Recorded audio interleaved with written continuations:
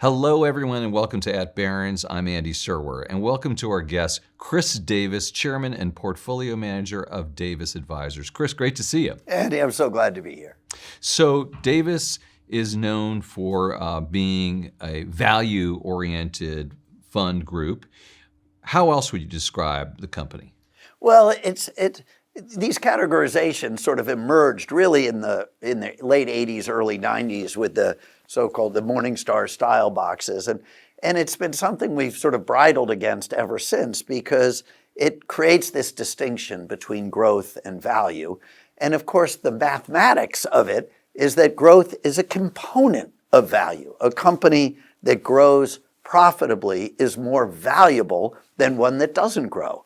And it's funny because in the world of bonds, there's no distinction if you buy a bond with a low coupon or a bond with a high coupon. The idea is that the price adjusts so that your yield to maturity, all things being equal, is the same. Nobody says, I'm a growth bond investor or I'm a value bond investor because I focus a lot on the current coupon versus the discounted present value. So this is a distinction we bridle against. I think if I'm forced to wear a label, I prefer the label of value because it makes clear that we have a price discipline at the heart of what we do, and that buying things that we think are undervalued is the core part of what we do.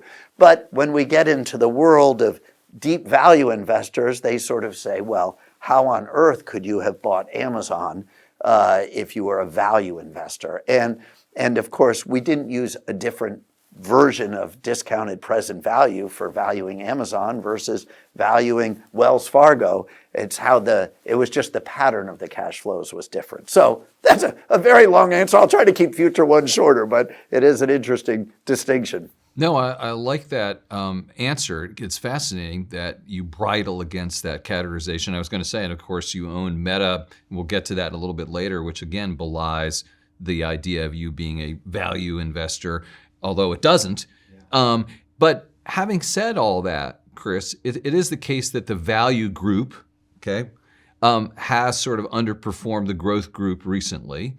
And then the question is, why has that been the case? Yeah.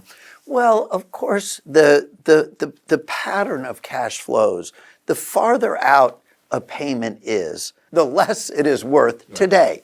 And there are two reasons that remote cash flow is worth less. And one is that you have to wait longer for it. So there has to be a discount rate. And the second thing is it's less certain. Well, the world could end between now and then. So getting that remote cash flow has more risk commensurate with waiting that longer period of time. I would say that really since the great financial crisis, we went through almost a 15-year period, and it was really about 13 years, where both of those parts of the equation sort of collapsed. Most importantly, for the first time in all of recorded history, the cost of money was free. And people say, what do you mean all of recorded history and interest rates? But if you think about what interest rates are, they aren't a construct. What they represent is that I own a productive asset. And if I'm giving that to you for some period of time, I'm not getting the value of that production. So you have to pay me something. Now, if I had a flock of sheep and or a herd, and you said I'd sure like to have your 10 sheep for a couple of years.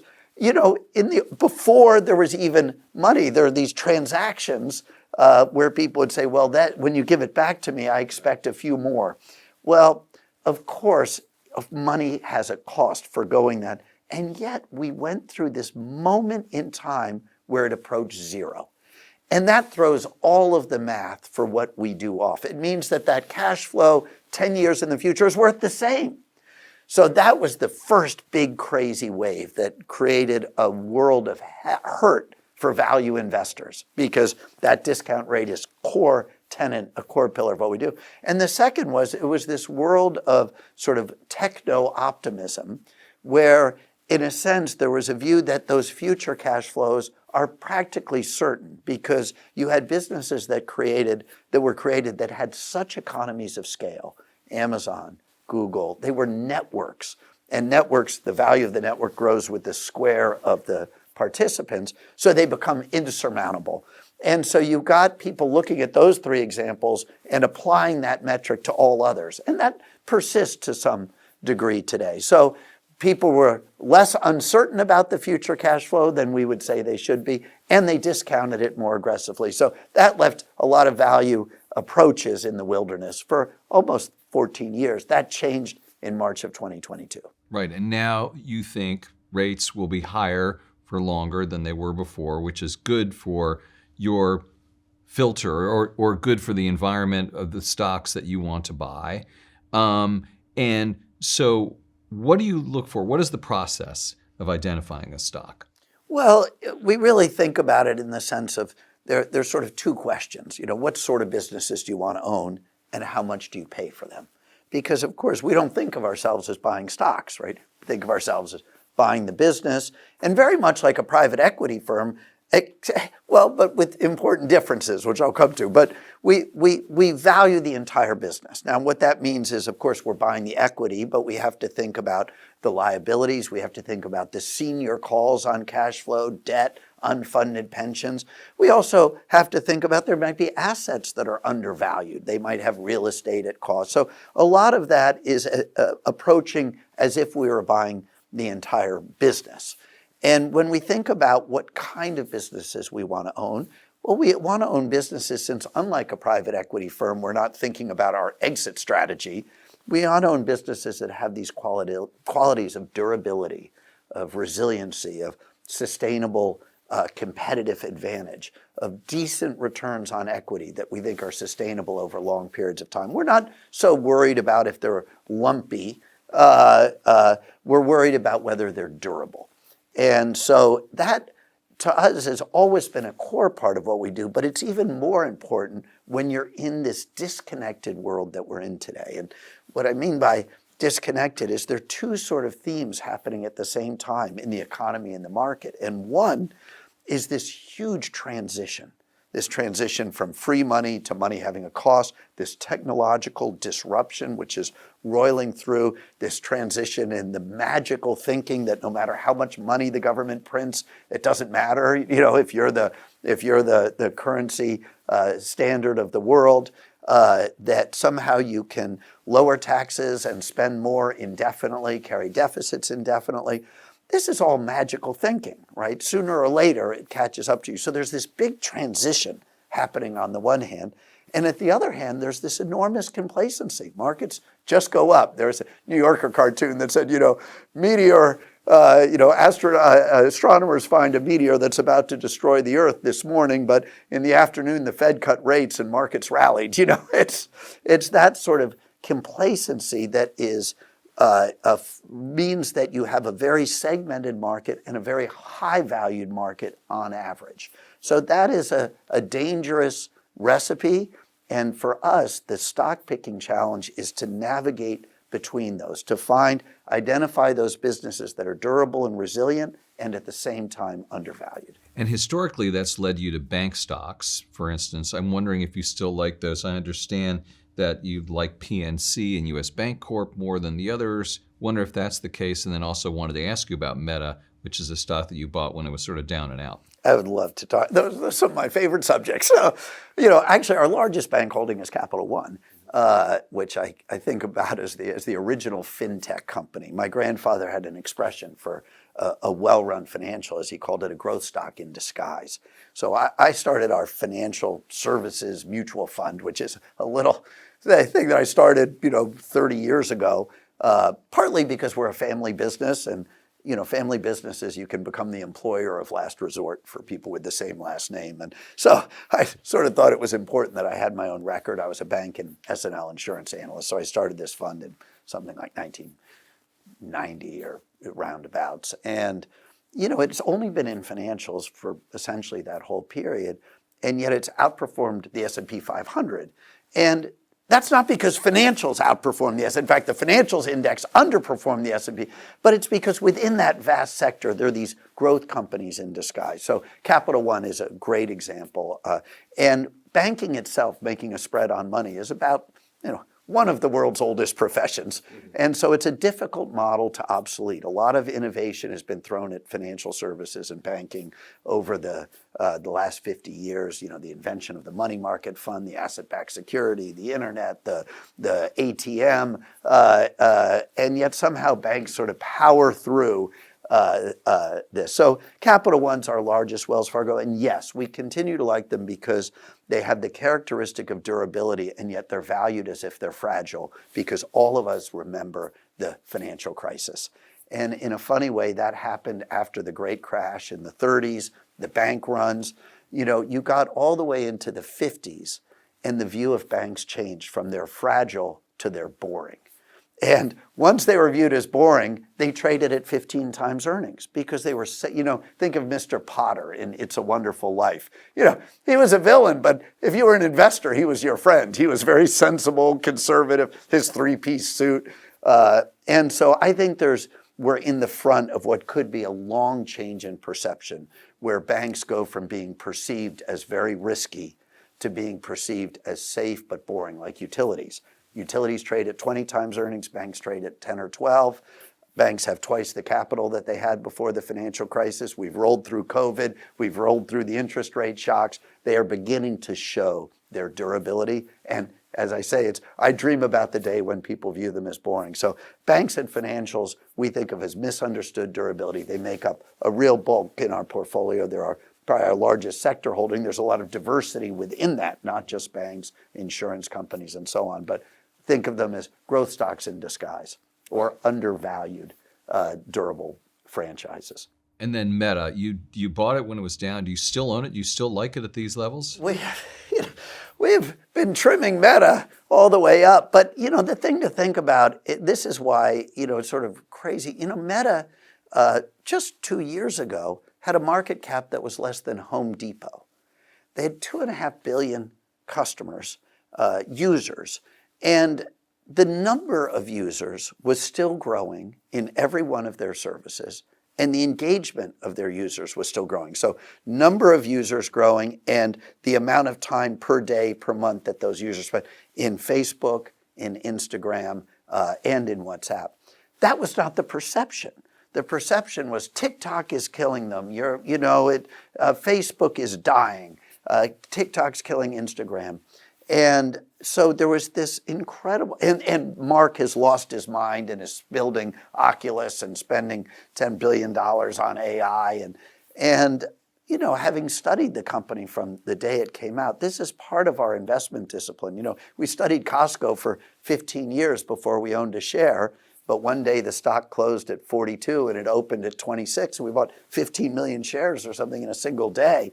But we were waiting for an opportunity to buy this beautiful business at a value price. That's what was served up in Meta. And the data was clear that those users were growing, but the perception was so disconnected. Now, of course, not only has the perception changed, but the real value that's being created from their AI investments, and now a belief that maybe they will own the next iPhone, the next platform, which will be, AR.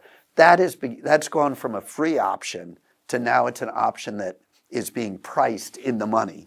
But we think that it does have tremendous value, those businesses. So we have been trimming sort of steadily on up. We probably, if I had to guess, probably own half the shares that we owned when we bought it. But we probably still have just as big a position. Yeah, I got it. I want to shift gears, Chris, and ask you about Berkshire Hathaway. You're a longtime admirer, investor, and you're on the board. So a lot of ground to cover here, but I want to ask you first about Berkshire Hathaway board meetings. And I know these are private meetings, but what can you tell us about being on the Berkshire Hathaway board? What are the meetings like? Do they serve coffee and cookies? How many times do you meet? What's it like inside the room? Well, Ed, you are one of my favorite journalists, and all I want to do is give you an answer. And I just think that as an investor in Berkshire, it was my favorite subject to talk about. As a director, I just don't think I can comment. Beyond this single statement that I've been going to Berkshire Hathaway meetings since 1989, and I've sat through every annual meeting. They're a highlight of our year. I always say we have a great advantage recruiting young analysts because we give them an all-expense-paid trip to Omaha every year, and that's a big perk. And I've read every annual report and every 10K over all those years. And the one thing that I would say is that the inside is the same as the outside. And Gandhi said, happiness is when what you do, what you say, and what you think are all the same. That is a profound representation of the culture of Berkshire. And everything that has happened since I went into the tent was exactly what was there from the outside. It was a translucent tent, and and the integrity of that organization, that leadership, the stewardship culture, the fortress mindset, the sense of being responsible for the life savings of individuals, that is absolutely permeated. So beyond that, I think it wouldn't be appropriate for me to comment. And I'm sorry, because if there's one person I love answering, it's you. Well, I appreciate that. So I can infer then what you mean by that is after the public meeting, it's not like Warren and the directors go back and say, now we're done fooling those people, and we can, right, which I didn't think to begin with. But in other words, it's just a continuum of what you see is what you're saying. Yeah, okay. And Warren's culture, not paying directors, not, you're not paid for your trouble. Well, we're paid $800. Let's not get carried away here. So time. we're not insane. Pretty close to it. No, the stewardship culture is really the essential value system of Berkshire Hathaway, and a big part of the board is just being watchdogs, vigilant, promoting, nurturing, doing anything we can not to interfere with that culture and to promote it.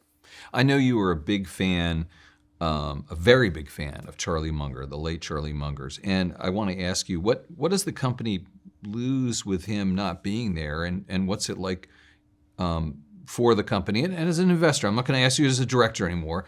What should investors think of about Berkshire without Charlie Munger there anymore? Well, I'll broaden your question so that I can talk about it more and say, what does the world lose? And, the world loses one of the great teachers. Charlie said that we have a moral duty to try to get smarter every day. And at his heart, Charlie was one of the most profoundly dedicated teachers I've ever known. And when he died, I sent a note out with a quote from one of the great Stoic philosophers who, in a senior moment, whose name is escaping me. I remember the quote, but not the author. But the quote was, great is the man who can make you wiser, not just make you better. Not just when you are in his presence, but when he is in your thoughts. And I just can't recommend enough to everybody. Just read Charlie's talks. He was dedicated to talking to students. Those speeches have been gathered over time. They are thoughtful, eloquent, and there's not a single person in any profession whose life would not go better from trying to internalize some of his teachings. And his role model, of course, was Ben Franklin.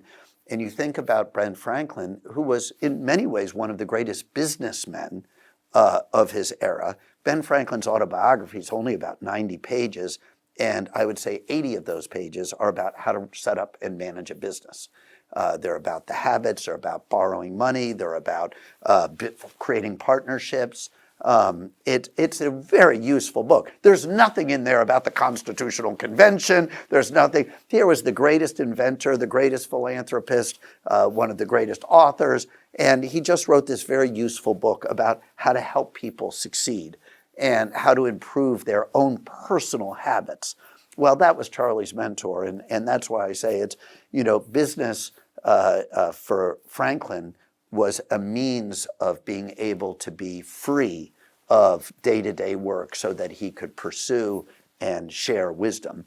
And I would say that was Charlie's life too. So his financial freedom allowed him to continue to pursue this vast range of interests and then to share that wisdom across all disciplines. And final question, Chris, should Berkshire Hathaway investors continue to be sanguine about the company and the company's prospects, given that Warren is 94 years old and, the future is uncertain in that sense? Well, once again, I won't comment on Berkshire, but I'll give you a thought exercise. I'll put you on the spot. Who was the third CEO of Standard Oil? It was not John D. Rockefeller III. There was after the second. I don't know. I don't know It either. turned over to a non-family member. Or who was Okay. the fourth? I don't know. Standard Oil was the most valuable company in the world for 12 decades. And how did that happen? Well, John D. built an extraordinary collection of assets that had very long lives for producing cash, unbelievably durable assets. He built the company to withstand all sorts of turmoil, Great Depression, world wars, inflation, so on. And he built a peculiar culture, a culture that rejected Wall Street, rejected short-termism. The compensation of the CEO, and this came out with Tillerson, but you could have seen it if you read the proxy statements for years. The executive compensation for the leadership at Exxon vests 10 years after retirement. Now that is a culture. So when you think about the fact that we don't know the next CEO, and you're a financial historian, and I mean, if you don't, and similarly, history know Tim Cook? They'll know Steve Jobs, but what Steve Jobs created had a great durability, and I would argue what John D. Rockefeller created had much more durability, and certainly that is a mindset that I bring when I think about the question that you asked, and the importance of the long-lived assets, the durability of those assets, the conservatism of the culture, and the resistance of the culture to outside short-term forces that come from Wall Street versus this engineering, disciplined, rational, long-term orientation. It's worked for 12 decades, and by the way, it's still working. Exxon is still one of the most valuable companies on earth. What are we now, 12, 13 decades later. Chris Davis, thank you so much for joining us. Oh, I'm so glad to be here. Thank you, Andy. This is at Barrons. I'm Andy Serwer. We'll catch you next time.